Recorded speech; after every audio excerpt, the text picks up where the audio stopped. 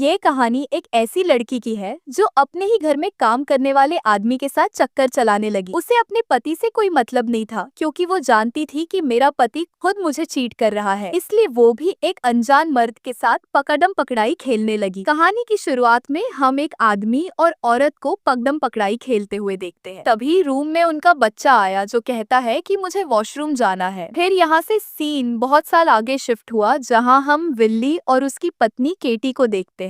दोनों ही एक बोट पर काम कर रहे थे जहाँ केटी कहती है कि जैसे तुम अपने इस बोट का ख्याल रखते हो वैसे ही तुम्हें हमारे घर के किचन का ख्याल रखना चाहिए ताकि मैं भी तुम्हारी तरह अच्छे से किचन में काम कर सकूं। तो विल्ली कहता है कि जल्दी ही मैं बहुत सारे पैसे कमा लूंगा जिसके बाद हम किचन को भी और अच्छा बना देंगे। तभी उनका बेटा जो कि इधर उधर देख रहा था वो गलती से पानी में गिर जाता है। विल्ली और केटी इससे बहुत परेशान हो गए, पर तब तक जेसन नाम का एक लड़का किसी तरह उनके बच्चे को बचा लेता है। दोनों हस्बैंड वाइफ उसे थैंक यू कहते हैं और साथ ही विल्ली उसे अपने घर लंच के लिए इनवाइट करता है ताकि जो उसने आज उनके बच्चे को बचाकर काम किया है वो इसका और भी अच्छे तरीके से शुक्रिया कर सके। फिर जब अगले दिन जेसन उनके घर लंच करने आया तो केटी अपनी एक फ्रेंड के साथ रहती है और उसकी फ्रेंड बार बार जेसन के ही बारे में बात कर रही थी। वो कहती है कि मुझे अब किसी भी हाल में जेसन के साथ इंटीमेट होना है। ये सुनकर केटी थोड़ा शॉक रही क्योंकि पहली ही नजर में कोई भी लड़का या लड़की किसी के साथ पकड़म पकड़ाई नहीं खेला करते थे। उसके बाद जेसन जब उन दोनों कपल के प्रोफेशन के बारे में पूछता है तो विल्ली बताता है कि मैं बोट चला के पैसे कमाता हूँ और केटी हमारे बेटे के साथ रहकर घर को संभालती है। तभी जेसन को पता चला कि केटी चाहती है कि वो घर के किचन को और भी अच्छा बनाना चाहती है, इसीलिए जेसन कहता है कि मैं इसमें तुम्हारी हेल्प कर सकता हूँ, बदले में तुम्हें मुझे थोड़े बहुत पैसे देने होंगे। विल्ली इसके लिए तैयार हो गया था, साथ ही केटी को तो पूरा नया किचन चाहिए था तो वो भी जेसन की बात मान लेती है। फिर अगले दिन से ही जेसन अपने काम पर लग जाता है जहाँ जब वो केटी को पूरे किचन का स्केच दिखाता है तो उसने अच्छे से कपड़े नहीं पहने हुए थे जिसके चलते केटी को थोड़ा अजीब जैसा फील हुआ, उसकी प्यास बढ़ने लगी थी। इसीलिए रात के समय वो विल्ली के साथ इंटीमेट होने की कोशिश करती है लेकिन इसके लिए विल्ली मना कर देता है। फिर अगले दिन जब केटी शावर ले रही होती है तो उसे बाथरूम में किसी के आने की आवाज आती है। उसे लगता है कि शायद विल्ली कुछ सामान लेने बाथरूम में आया होगा, पर वहाँ पर जेसन होता है जो कि उसको देख रहा था। उसके बाद जब वो किचन का सामान लेने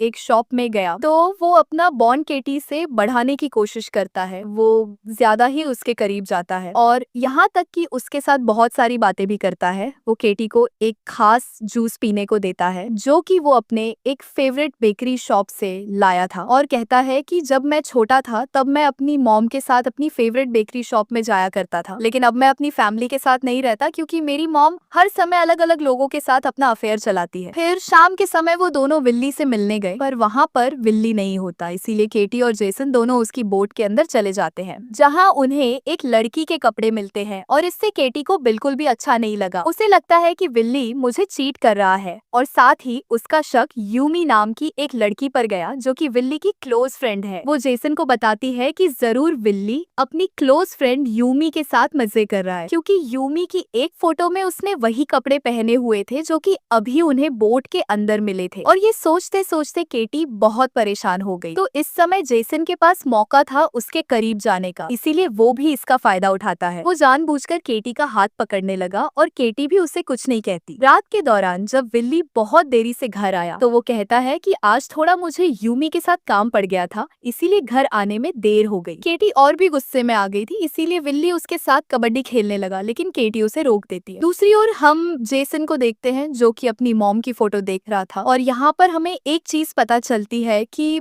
मूवी की स्टार्टिंग में जो आदमी और औरत पकड़म पकड़ाई खेल रहे थे उसमें जेसन की मॉम रहती है और जेसन ने ही रूम में आकर कहा था कि मुझे बाथरूम जाना है। अगले दिन जब जेसन और केटी घर के अकेले थे तो दोनों का ही मन कुछ कुछ करने का हुआ, इसीलिए केटी उसे एक इशारा देते हुए सीधा बाथरूम में चली जाती है। जेसन भी उसके पीछे पीछे बाथरूम में आ गया जिसके बाद वो दोनों साथ में पकड़म पकड़ाई खेलने लगे। थोड़ी देर बाद जब केटी बोट पर जा रही थी तो वो देखती है कि कुछ लड़के और लड़कियां वहाँ रोमांस डांस कर रहे होते हैं। ये देखते देखते विल्ली भी कहता है कि उनके ऊपर ध्यान मत दो क्योंकि यहाँ ये सब करना अलाउड है। वो ये भी बताता है कि रात के समय ये लोग पकड़म पकड़ाई खेलते हैं और अपना सारा सामान दूसरों की ही बोट में छोड़ देते हैं। ये सुनकर केटी को समझ आ गया था कि विल्ली मुझे चीट नहीं कर रहा, बल्कि जो कपड़े उसे बोट में मिले थे वो दूसरे कपल्स के थे। घर आकर वो ये सारी बातें जेसन को बताती है कि विल्ली मुझे चीट नहीं कर रहा। साथ ही वो कहती है कि हम दोनों के बीच जो भी हुआ उसे भूल जाओ क्योंकि अब हमारा रिलेशन आगे नहीं बढ़ सकता। लेकिन जेसन मानने वालों में से नहीं था। वो केटी को किचन में ले गया और अपनी जेसीबी से उसकी रोड खोदने लगा। तो केटी भी चुपचाप होकर अपनी रोड में हाईवे बनाने के लिए उसे कुछ नहीं कहती। फिर अगले दिन वो सीधा बहुत सारे फूल लेकर केटी के पास आया और उसे हैप्पी बर्थडे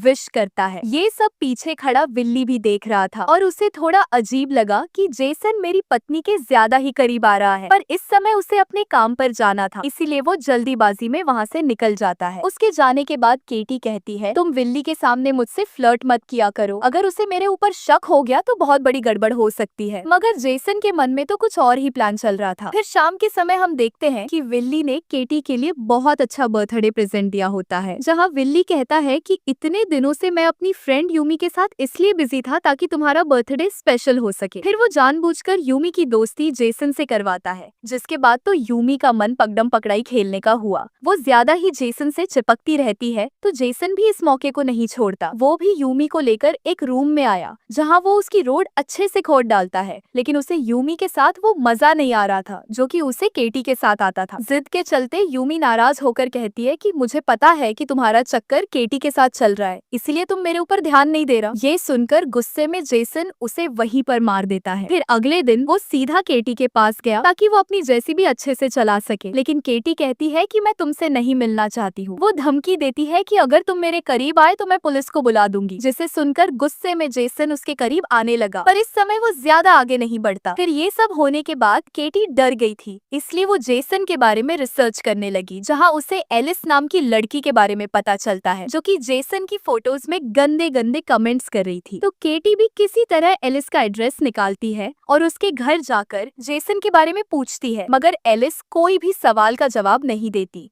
और बस ये कहती है कि जेसन लड़कियों को धोखा देकर उनकी पूरी जिंदगी बर्बाद कर देता है और उसने मेरी भी पूरी जिंदगी बर्बाद कर दी है। ये सुनने के बाद केटी और भी ज्यादा परेशान हो गई थी। फिर रात के दौरान जब विल्ली किसी से कॉल पर बात कर रहा था तो पीछे से जेसन वहां आकर उसे बेहोश कर देता है और जब उसकी आंखें खुली तो वो एक बोट पर था जहां जेसन उसे पीट पीट कर उसका बुरा हाल कर देता है। फिर वो सीधा वापस से घर में आया जहां अब केटी घर में अकेली होती है। वो कहता है कि आज रात हम दोनों ही घर में हैं, तो हम चाहे कुछ भी कर सकते हैं, लेकिन केटी उसके साथ कुछ भी नहीं करना चाहती थी, इसीलिए वो बार बार जेसन से दूर भागती है। तो गुस्से में जेसन उसे पकड़कर सीधा रूम में ले गया, जिसके बाद तो वो जबरदस्ती ही उसकी रोड खोदने लगता है। लेकिन तभी केटी किसी तरह खुद को छुड़ा के वहाँ से निकलने की कोशिश करती है, मगर जेसन उसे भी बेहोश करके सीधा बोट में लाता है जहाँ वो फिर से केटी के करीब आना चाहता है, पर इस बार भी केटी उससे दूर जाती है। वो देखती है कि विल्ली को भी इसी बोट में बंदी बनाया हुआ है और उसकी हालत बहुत खराब होती है। उनके पास यहाँ से बचने का कोई भी ऑप्शन नहीं था, तो मजबूरी में केटी जेसन को अपनी बातों में फंसाकर एक खिड़की के सामने लाई और जब उसको मौका मिला तो वो जेसन को धक्का दे देती है, जिसके कारण जेसन खिड़की से नीचे गिरकर मर जाता है। फिर हम कुछ दिन बाद का सीन देखते हैं जहाँ केटी का नया किचन रेडी हो गया था और इसी के साथ हमारी ये मूवी एंड होती है। अगर मूवी अच्छी लगी हो तो वीडियो को लाइक करके चैनल को सब्सक्राइब कर देना। मिलते हैं फिर अगली वीडियो में।